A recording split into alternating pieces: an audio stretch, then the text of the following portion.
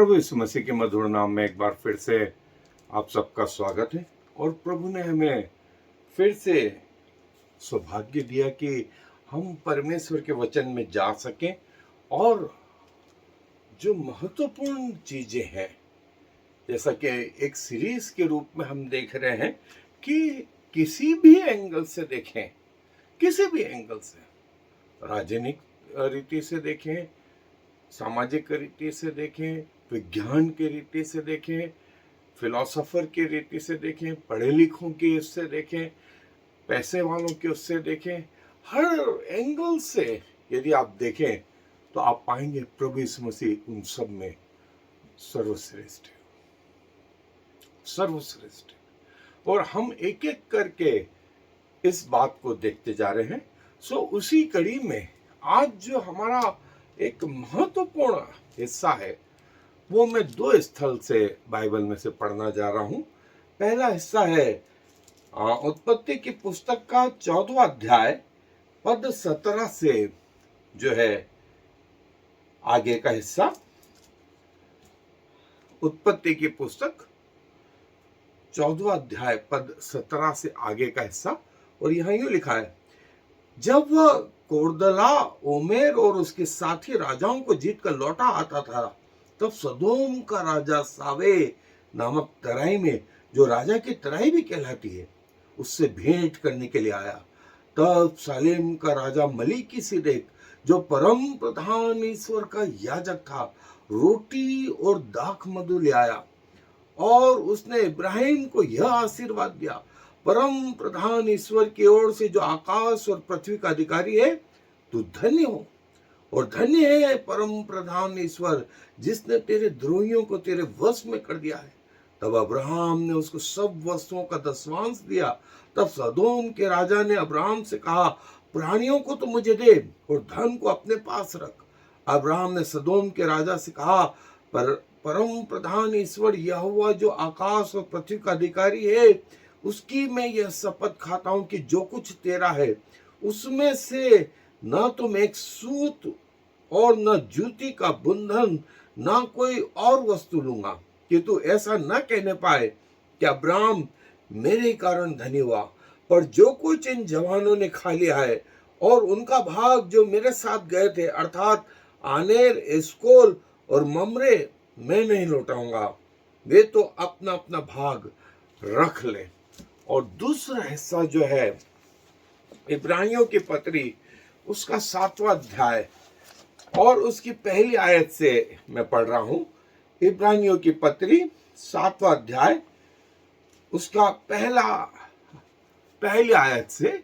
और यहाँ यूं लिखा है, यह मलिकिसिदेक सालेम का राजा और परम प्रधान परमेश्वर का याजक सर्वदा याजक बना रहता। जब अब्राहम राजाओं को मारकर लौटा जाता था, तो इसी ने उससे भेंट करके उसे आशीष दी। इसी को अब्राहम ने सब वस्तुओं का दसवांश भी दिया।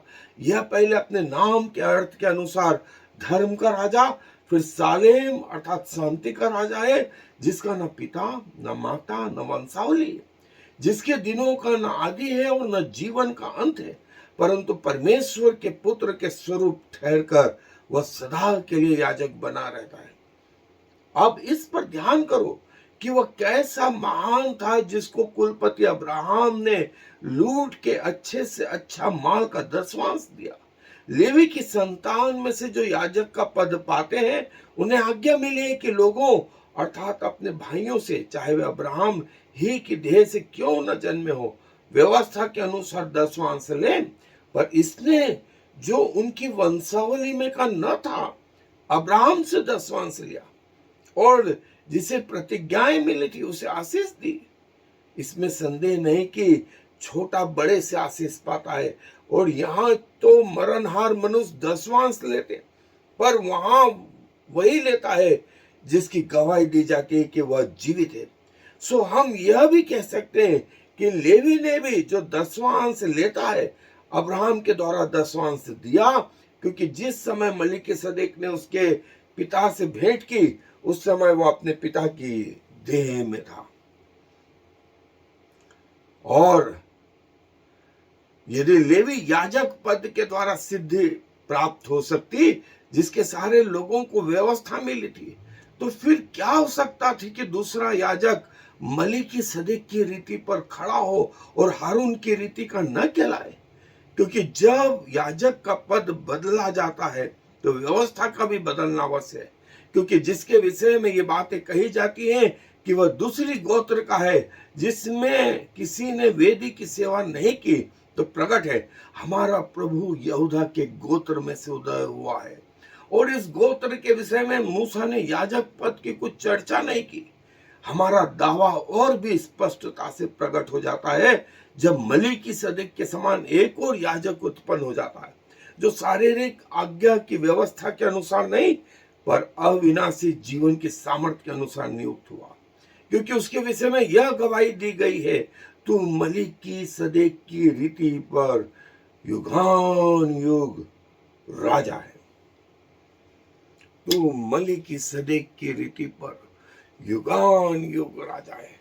और ये मलीकी सदेक जो है यरूशलेम का राजा, सालेम शांति का राजा और जो है धर्म का राजा, ये इसके नाम दिए गए। और अब्राहम ने अपना दसवांश जो राजाओं को लूट करके आ रहा था इस मलीकी सदेक को दिया, दसवांश। तो लेवी ने भी, जो अब्राहम के अंदर था उस समय पैदा नहीं हुआ था, लेवी ग्रुप आया, याकूब का बेटा था, 12 बेटों में से एक बेटा लेवी था। परमेश्वर ने उसको अपने याजक पद की सेवा के लिए चुना। लेकिन मलीकी सदेक जिसका ना गोत्र, जिसके न माता पिता का कोई वर्णन, परम प्रधान परमेश्वर का याजक, परम प्रधान परमेश्वर का याजक। और अब्राहम ने दसवांश दिया, तो लेवी ने अब्राहम के थ्रू दसवांश मलीकी सदेक को दिया। मसीह यीशु भी यहूदा के गोत्र का और महायाजक याजक मर जाते तो दूसरा महायाजक याजक आ जाता, लेकिन मसीह यीशु मर करके जीवित हो गए हमेशा के लिए। और मलीकी सदेक की रीति पर वो महायाजक परमेश्वर की ओर से ठहराए गए हर पीढ़ी के लिए। इसीलिए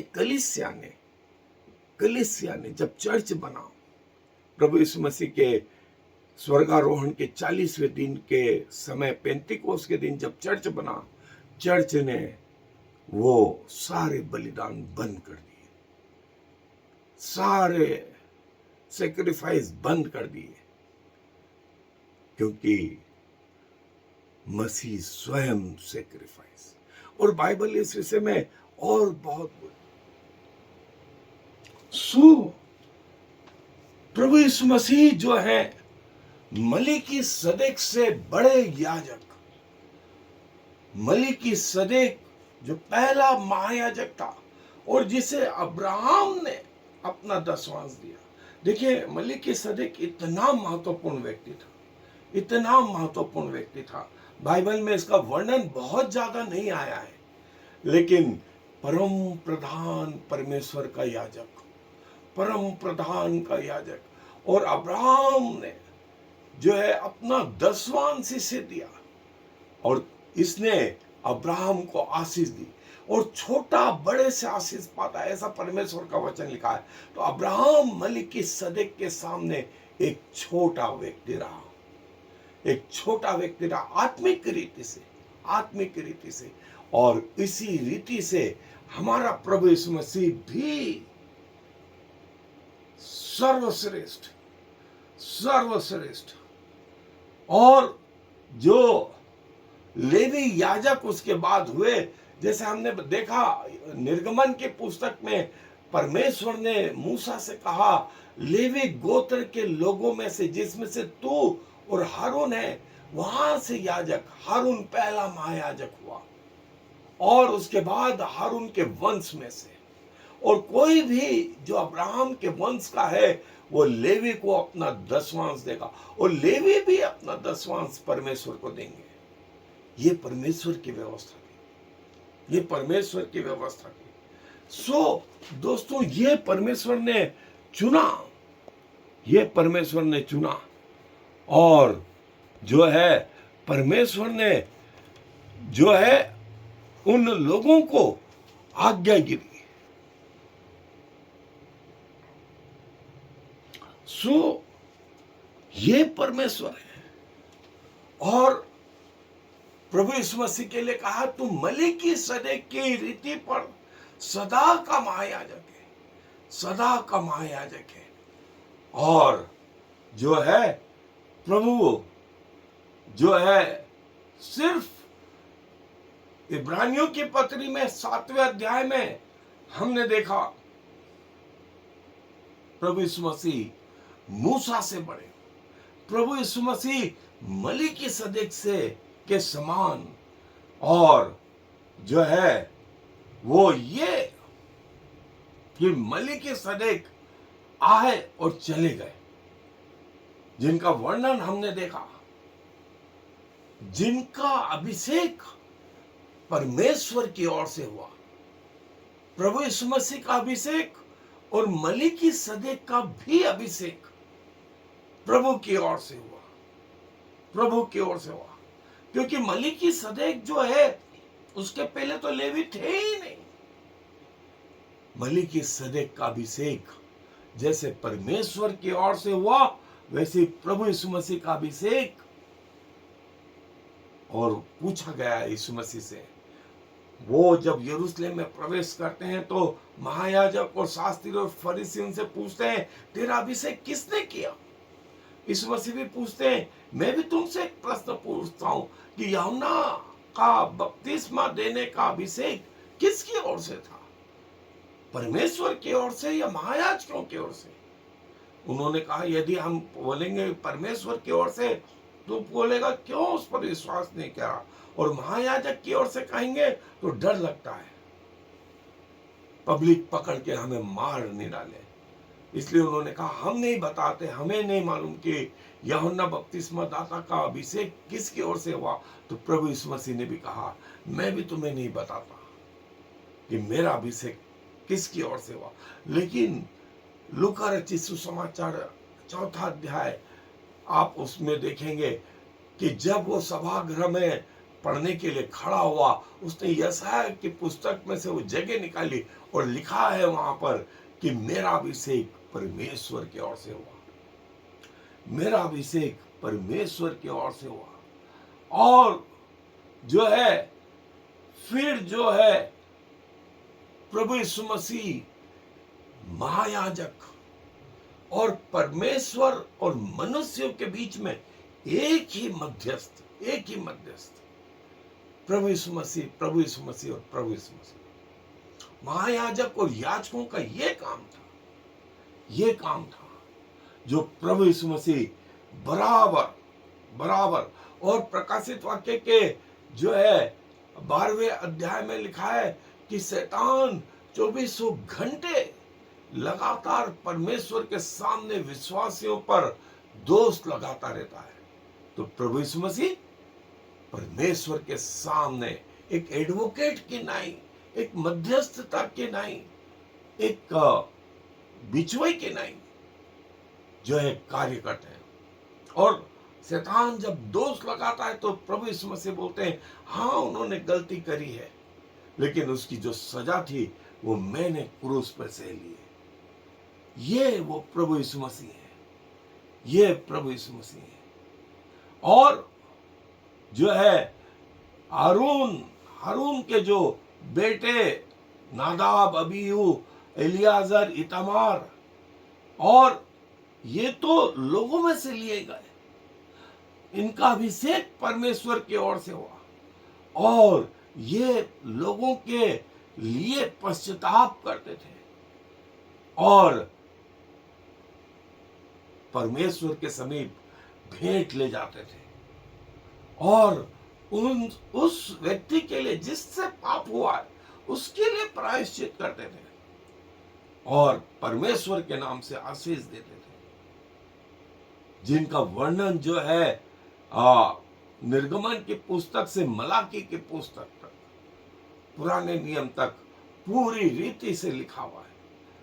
लेकिन जब से फिर प्रभु यीशु मसीह आए, सो जो है प्रभु यीशु मसीह के लिए कहा गया, तू मलिकी सदेक के समान याजक है। भजन संहिता 110 चौथी आयत में भी। और जो है वो दो पार्टियों के बीच में मध्यस्थता का काम करेगा। और जब उसने बलिदान दिया और कहा पूरा हुआ, तो स्वयं पिता ने जो पर्दा महापवित्र स्थान और पवित्र स्थान के बीच में होता था, वो स्वयं फाड़ दिया, कि अब प्रभु यीशु मसीह के कारण से हमारी पहुंच पिता में हमेशा हमेशा के लिए, हमेशा हमेशा के लिए। सो प्रभु यीशु मसीह पुराने नियम में और फिर नए नियम में तो खुल करके जो है पिछले 2000 साल में चर्च अब जो है बलिदान नहीं चढ़ाता, चर्च वो त्योहार नहीं मनाता, क्योंकि सारे त्योहार प्रभु यीशु मसीह में पूरे होते हैं। सारे बलिदान प्रभु यीशु मसीह में, चाहे पाप बलि हो, चाहे दोष बलि हो, चाहे मेल बलि हो, चाहे अन्न बलि हो, चाहे और कोई बलिदान हो, सब चढ़ाना बंद हो गया, सब चढ़ाना बंद हो गया। क्योंकि जो बलिदान होकर के स्वयं चढ़ा, वो कोई और नहीं, वो स्वयं प्रभु यीशु मसीह। और प्रभु यीशु मसीह जो है लोगों के लिए, लोगों और परमेश्वर के बीच में मध्यस्थता का काम करता है, मध्यस्थता का काम करता है। और भजन संहिता में पहले से ये बात कही गई है। सो दोस्तों, प्रभु यीशु मसीह जो है मलिकी सदेक से बड़े। मलिकी सदेक तो आए और चले गए, लेकिन प्रभु यीशु मसीह आज भी जीवित और पवित्र और हमारे लिए लगातार निवेदन करते रहते हैं। और जो है आज हम प्रभु से जो है कॉन्फिडेंस के साथ में दुआ कर पाते हैं। इसके जो है हम में योग्यता है वो नहीं, लेकिन परमेश्वर का अनुग्रह, परमेश्वर का अनुग्रह, ये हम प्रभु यीशु मसीह के कारण पिता तक पहुंच पाते हैं। प्रभु यीशु मसीह के कारण से जो है अब हम में शांति, अब हम में जीवन, अब हम में उद्धार, अब हम में अनंत जीवन का जो है मार्ग प्रशस्त हो गया। इसके पहले दोस्तों ये एक कठिन बात थी, एक कठिन बात थी। आदम से लगा करके मूसा तक कोई व्यवस्था नहीं थी। जो जिसके समझ में आता था वैसा करता था। लोग वेदियां बनाते थे, परमेश्वर को बलिदान चढ़ाते थे, और परमेश्वर को वो ग्रहण योग्य भी था। लेकिन मूसा से प्रभु यीशु मसीह तक व्यवस्था परमेश्वर ने दी मूसा के द्वारा, और व्यवस्था के अनुसार उद्धार, उद्धार और उद्धार। लेकिन मसीह के बाद से आज तक कलीसिया में अनुग्रह का काल, अनुग्रह का काल, और प्रभु की दया, प्रभु के अनुग्रह से आज हम परमेश्वर के पास पहुंच पाते हैं। सो ये है हमारा परमेश्वर, ये है हमारा परमेश्वर। और देखिए मलिकी सदेक में ये सारे गुण और मसीह यीशु में ये सारे गुण, और मलिकी सदेक के समय, मूसा के समय में ये महायाजकीय पद होता था, और प्रभु यीशु मसीह मलिकी सदेक के समय में ये महायाजकीय पद, ये मलिकी सदेक के सारे गुण एक क्रमानुसार एक चार्ट में है। लेकिन ये हमारे प्रभु यीशु मसीह, ये हमारा प्रभु यीशु मसीह।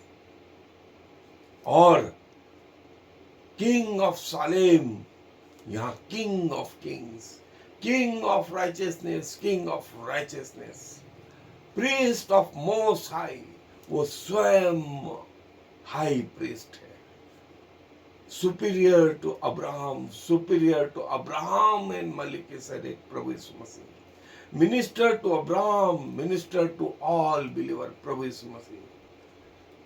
अब्राहम को आशीष दी, सारे वे विश्वासियों को प्रभु यीशु मसीह ने आशीष दी।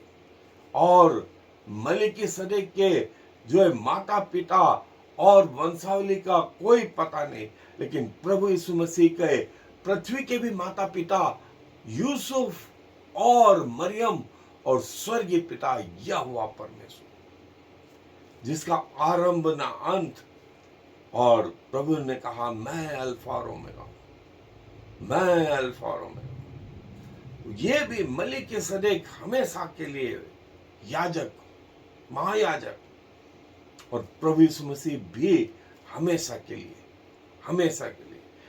ये मलिकिसेदेक जिसके द्वारा अब्राहम ने आशीष पाई और प्रभु यीशु मसीह के द्वारा आज सारी दुनिया ने आशीष पाई, आज सारी दुनिया ने आशीष पाई। और ये मलिकिसेदेक का वर्णन बाइबल में इन जगहों में पाया जाता है। और ये प्रभु यीशु मसीह कैसे कैसे उन सारे याजकों और महायाजकों से कैसे सर्वश्रेष्ठ। और मलिकिसेदेक भी रोटी और दाख मधु लेकर के आया, प्रभु यीशु मसीह भी अपने शरीर को रोटी के रूप में और अपने लहू को दाख मधु के रूप में लेकर के आए, जो ऐसा हमने पढ़ा। तो ये है हमारा प्रभु यीशु मसीह, जो जैसा मैंने कहा किसी भी एंगल से देखें सर्वश्रेष्ठ और सर्वश्रेष्ठ और सर्वश्रेष्ठ। प्रभु अपने वचन पर आशीष दे। आए दुआ में अपने सरों को झुकाएंगे। प्रभु जी धन्यवाद देते हैं, आप प्रभु आज भी बेबदल परमेश्वर, आज भी सर्वश्रेष्ठ, और आज भी हमारे लिए पिता से विनती करते रहते हैं। समय के हिसाब से प्रभु आप समाप्त नहीं हुए, जैसा कि हारून और सारे याजक महायाजक मौत उन्हें रहने नहीं देती थी, लेकिन आप कहते हैं आप युग युगान से युग युगान तक एक समान बने रहने वाले परमेश्वर। प्रभु अपना शरीर, अपना प्राण, अपनी आत्मा आपको समर्पित करते हैं, आपके राज्य में ग्रहण योग्य हो। प्रभु सारा मान सम्मान गौरव आपको देते हुए I am the Lord. There is no other God. I have prepared you even though you do not know me. So all the world from east to west will know there is no other God. I am the Lord, and there is no other.